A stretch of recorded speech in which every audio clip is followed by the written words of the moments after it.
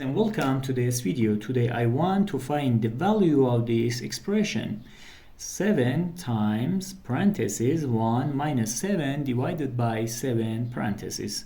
According to the rules of mathematics PEMDAS that is here, we have to solve this math expression in this way.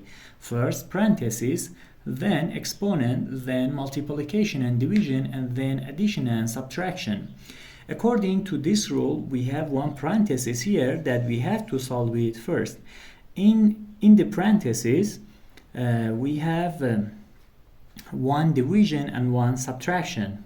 As we know, division has a higher priority than this subtraction, so we have to solve this division first. So 7 divided by 7 gives us 1, and we have one negative and one here and 1 7 here.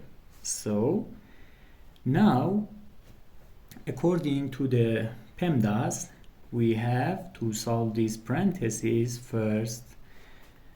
2 1 minus 1 gives us 0, and now 7 times 0 gives us 0.